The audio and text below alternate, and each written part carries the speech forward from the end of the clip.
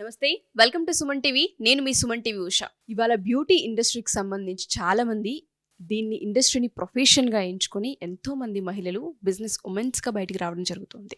ఈ ప్రొఫెషన్లో ఒక్కొక్క విధంగా ఎర్నింగ్ సోర్స్ కావచ్చు, ఆపర్చునిటీస్ కావచ్చు, ఇన్ఫ్లుయెన్సెస్గా కావచ్చు, ఇలా రకరకాలుగా వాళ్ళకంటూ ఒక గుర్తింపుని క్రియేట్ చేసుకొని అనేక రకాలుగా ఎస్టాబ్లిష్ అవుతూ ఉన్నారు.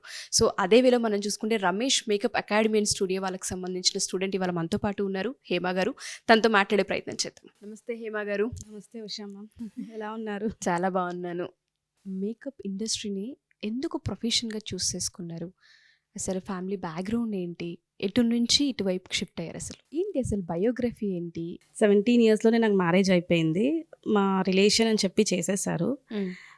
మ్యారేజ్ అయిపోయిన తర్వాత ఆఫ్టర్ మ్యారేజ్ నా స్టడీ కొంచెం కంటిన్యూ చేశాను. నా ఇంటర్ అయింది, నాకు మ్యారేజ్ అయింది. అండ్ తర్వాత కూడా నేను కంటిన్యూ చేశాను మ్యామ్.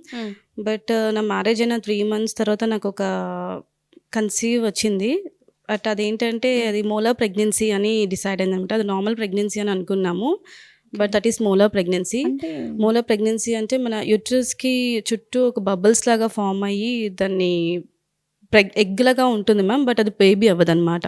ఓకే. సో అది ఆ టైప్ ఆఫ్ ప్రెగ్నెన్సీ చాలా డేంజరస్ యాక్చువల్లీ. మేము అది రికగ్నైజ్ చేసుకోలేదు. అది యాక్చువల్గా 1-2 months తీసేయమంటారు, బట్ మాకు తెలీదు ప్రెగ్నెన్సీ అనే సింటమ్స్ ఉండే అప్పుడు.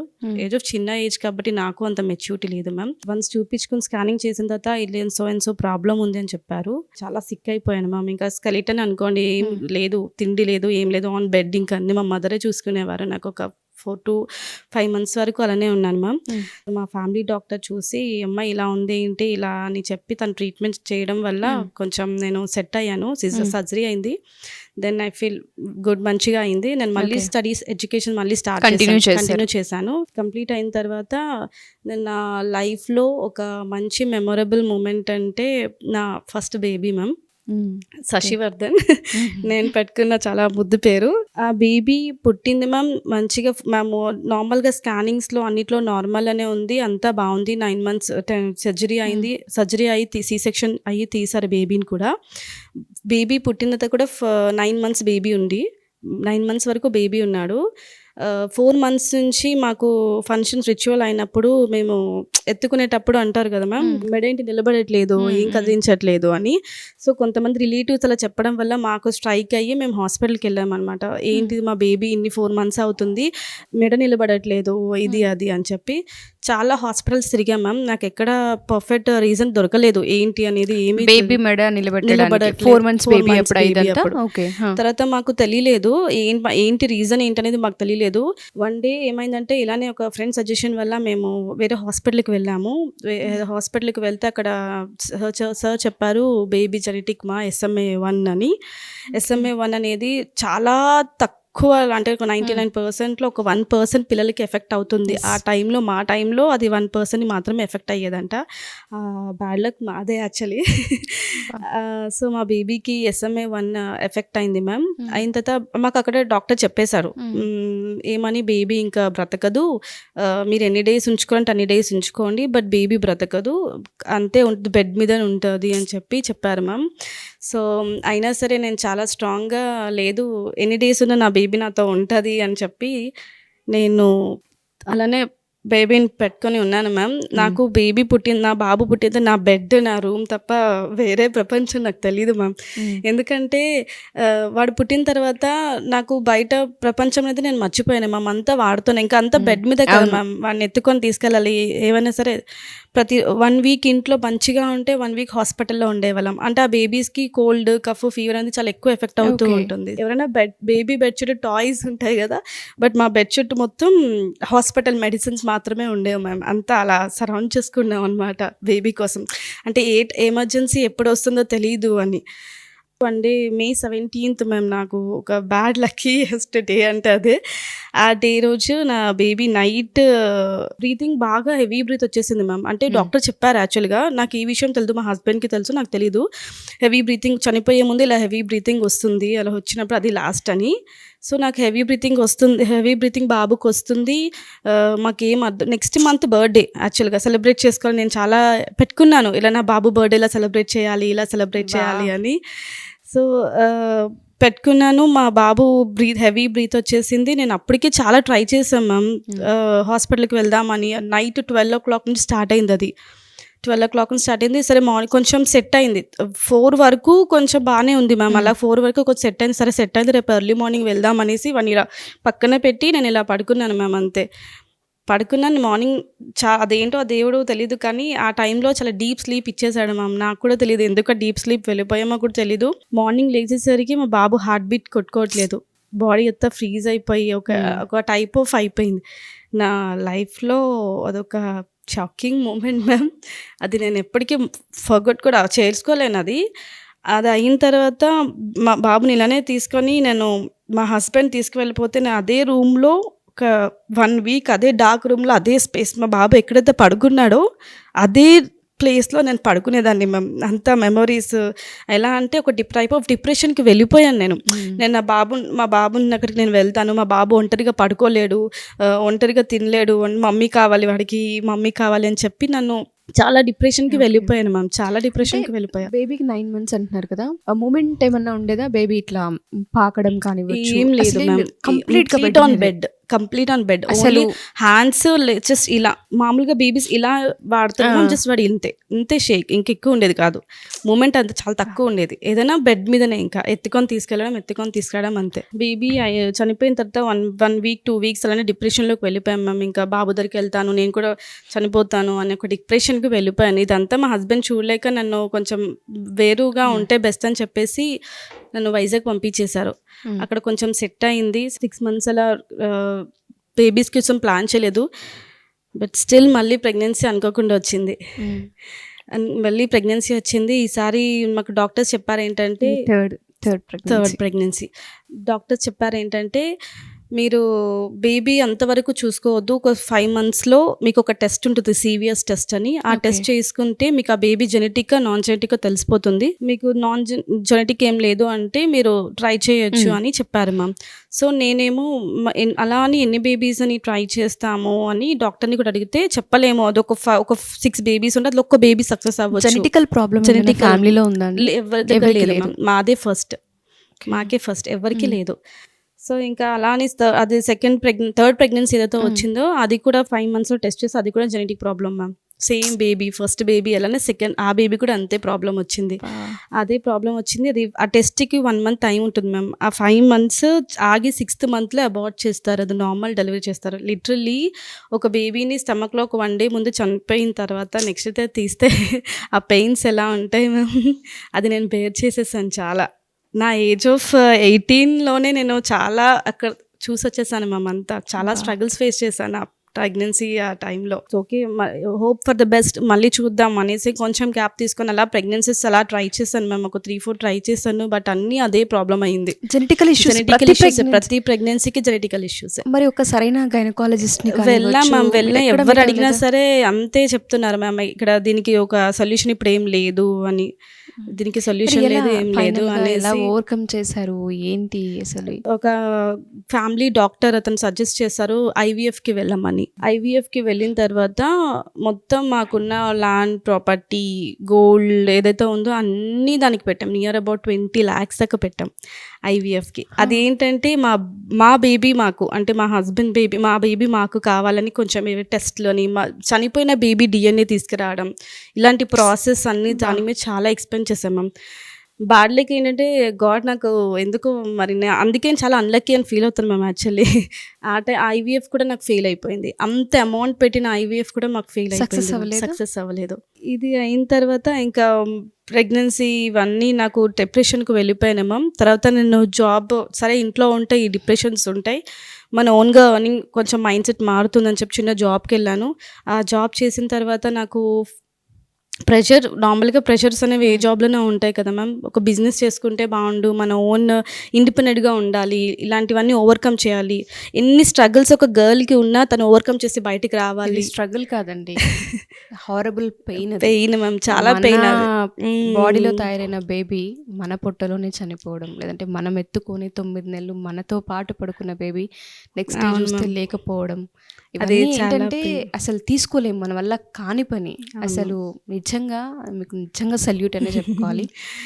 అంత పెద్ద పెయిన్ అవును. దగ్గర 3-4 బేబీస్ ని మిస్ అయ్యారు. 3-4 కాదు ma'am, I have almost 10 abortions. Complete 10 abortions. Yes, 10 abortions తర్వాత నాకు మళ్ళీ నాకు గాడ్ గ్రేస్ నాకు బాబు పుట్టాడు మ్యామ్.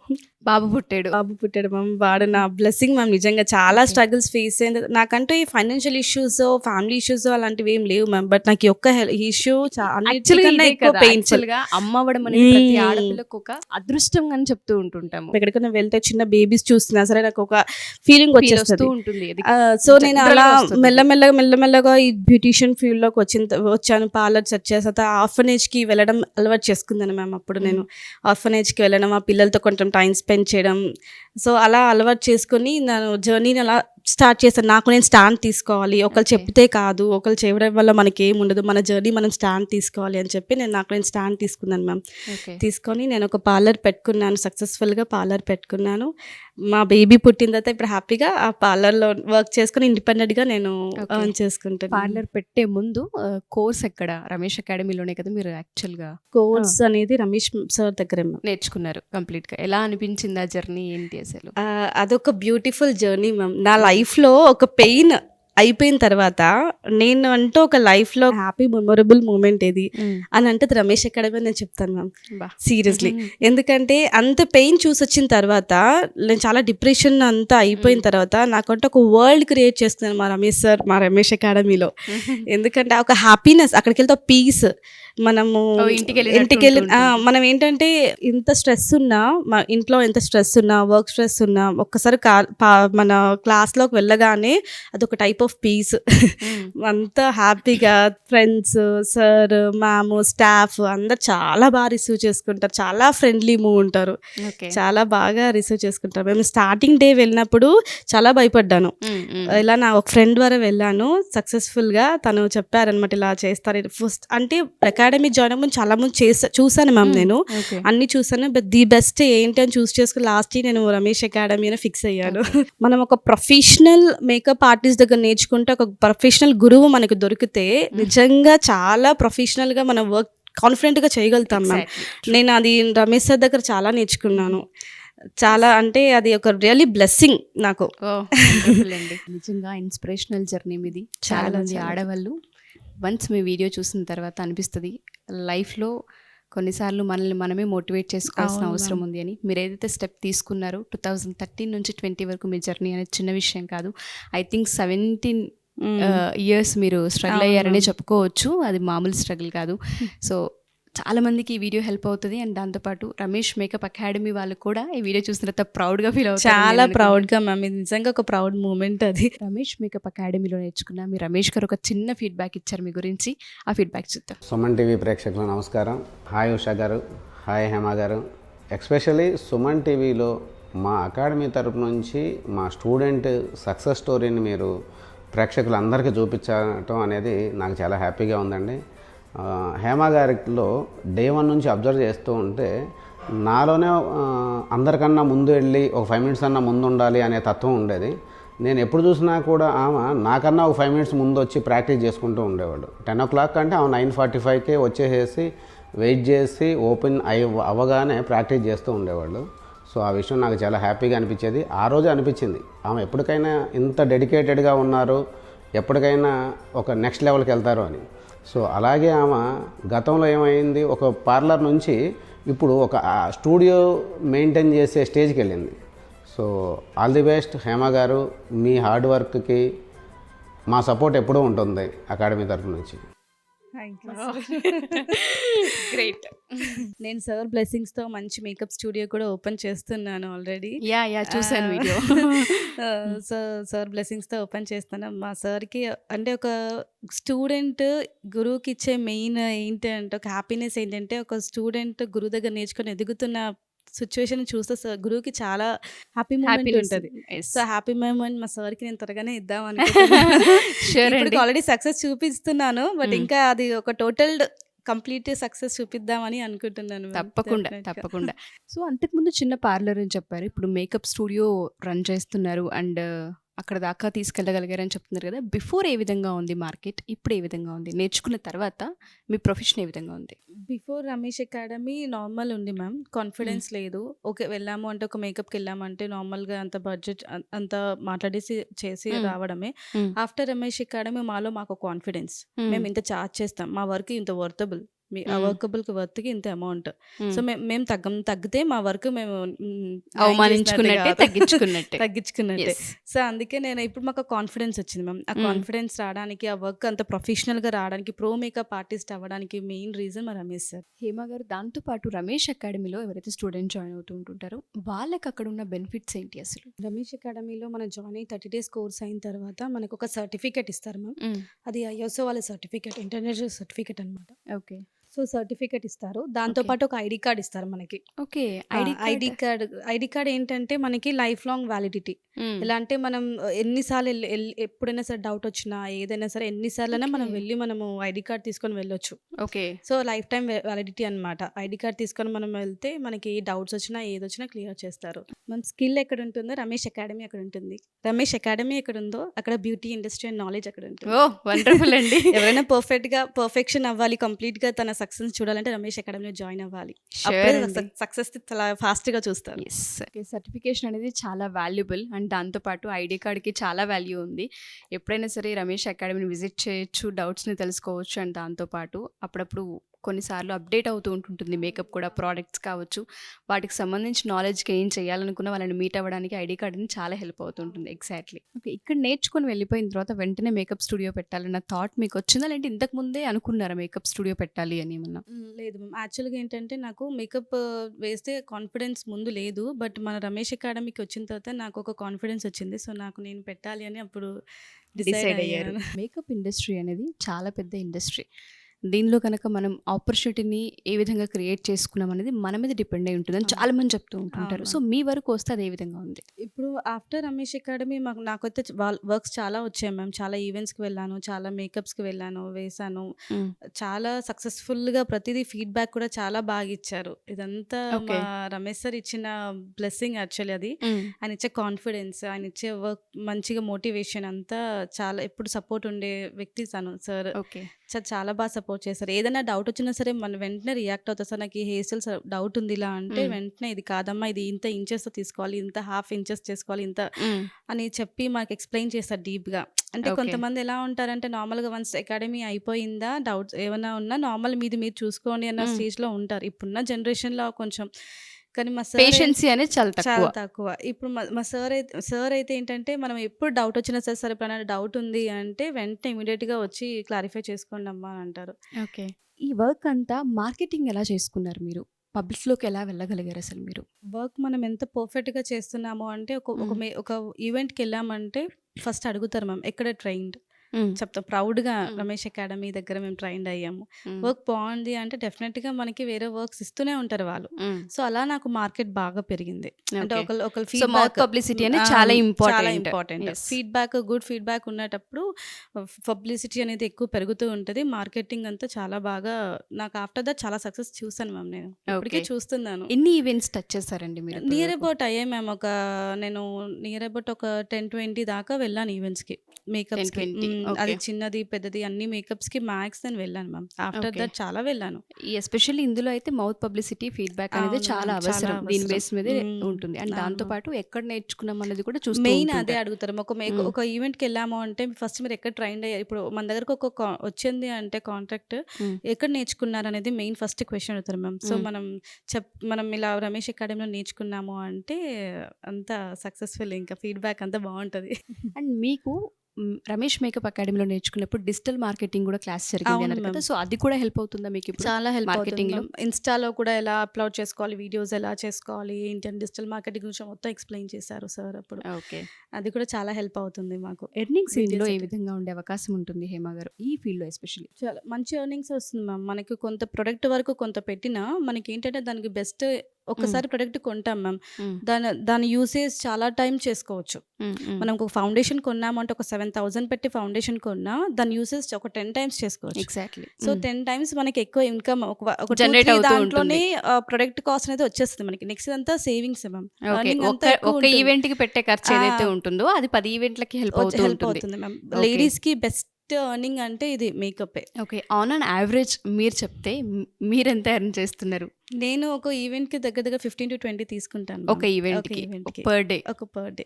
ఓకే, సో అది సీజన్ అయితే ఇంకా వచ్చే అవకాశం ఎక్కువగా ఉంటూ ఉంటుంది. ఈ ఆపర్చునిటీ ఇచ్చినందుకు మా రమేష్ అకాడమీకి, ఉషా మ్యామ్కి, నాగరాజ్ సార్కి అందరికీ చాలా చాలా థ్యాంక్స్. సో చూసారు కదా మా ఈ వీడియో. ఎవరైనా సరే ఉమెన్స్ మా ఈ వీడియో చూసిన తర్వాత మీరు కూడా బిజినెస్ రంగాల్లో రాణించాలి అనుకున్నా, సెల్ఫ్గా ఎస్టాబ్లిష్ అవ్వాలి అనుకున్నా, సొంతగా మీ కాలం మీద మీరు నిలబడాలి అనుకున్నా రమేష్ అకాడమీ మీతో పాటు ఉంటుంది. స్కిల్ ఎక్కడ ఉంటుందో రమేష్ అకాడమీ ఎక్కడ ఉంటుంది, రమేష్ అకాడమీ ఎక్కడ ఉంటుందో బ్యూటీ ఇండస్ట్రీ అండ్ నాలెడ్జ్ అక్కడ ఉంటుంది. ఎవరైనా సరే ఈ అకాడమీలో జాయిన్ అవ్వాలి అనుకున్నా, ఈ వీడియోపై మీ అభిప్రాయాన్ని తెలియజేయాలనుకున్నా కింద స్క్రోల్ అవుతున్న కాంటాక్ట్ నెంబర్ని కాంటాక్ట్ చేస్తే పూర్తి వివరాలు అందిస్తారు. Thank you.